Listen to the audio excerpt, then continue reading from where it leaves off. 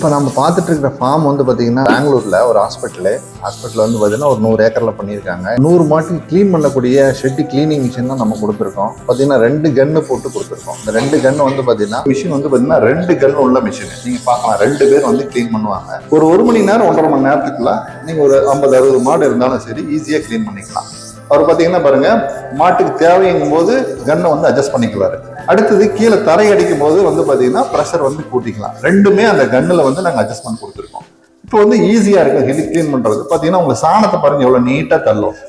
இதுவே நீங்கள் கையில் வச்சு க்ளீன் பண்ணும்போது வந்து பார்த்தீங்கன்னா இங்கே கிட்டத்தட்ட ஒரு 4 பேர் 5 பேர் அந்த இடத்துக்கு தேவைப்படுவாங்க. ஒரு மினிமம் ஒரு 3 பேர் 4 பேராது வேணும். இது வந்து ஒரே ஆள் பார்த்தீங்கன்னா ஒரு 50 to 60 மாடு வரைக்கும் நம்ம கிளீன் பண்ணிக்கலாம். இது 1 மணி நேரம் அல்லது ஒரு 1.5 மணி நேரம் மேக்ஸிமம் வந்து ஒரு 1.5 மணி நேரத்துக்கு கிளீன் பண்ணிக்கலாம். இன்னொன்று என்ன அப்படின்னா, மாட்டுல அந்த கொழாம்பு, இன்னொன்று வந்து பார்த்தீங்கன்னா இந்த மாட்டுக்கு மடிப்பகுதியெல்லாம் வந்து பார்த்தீங்கன்னா நிறைய வந்து இந்த தண்ணி போக முடியாதவங்களாம் இருக்கு. ஏன்னா மாடு படுத்திருக்கும், அந்த சாரமெல்லாம் வந்து மேலே ரொம்ப ஒட்டி இருக்கும். இன்னொன்று பார்த்தீங்கன்னா இந்த மேட்டை வந்து நீட்டாக கீழே எடுத்து கிளீன் பண்ணிக்கலாம்.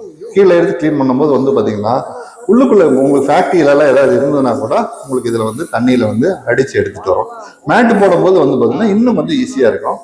மேட்டுக்கு மட்டும்தான் இது யூஸ் பண்ணணுமா அப்படிங்கிறதுல நார்மலான தரைக்கும் வந்து நம்ம இதே மிஷினை வந்து நம்ம யூஸ் பண்ணிக்கலாம். இப்போ இது யூஸ் பண்ணும்போது என்ன ஆகும் அப்படின்னா, மாட்டுக்கு நிறைய வந்து டிசீஸ் பிரச்சனை வராது.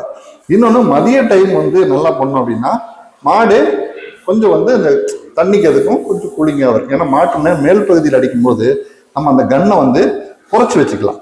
கீழே தரைக்கு அடிக்கும் போது வந்து பார்த்தீங்கன்னா ப்ரெஷரை கூட்டி வச்சுக்கலாம். ரெண்டு வந்து கன்னிலே அட்ஜஸ்ட்மெண்ட் கொடுத்துருக்கு. ஏன்னா மேலே மாட்டை க்ளீன் பண்ணும்போது கீழே வந்து தரையை சேர்த்து தான் நம்ம க்ளீன் பண்ணுவோம். மேலே அடிச்சுட்டு அதுக்கப்புறம் நம்ம வந்து கீழே அடித்து க்ளீன் பண்ணும்போது வந்து தரையும் நீட்டாக இருக்கும், மாடு நீட்டாக இருக்கும்.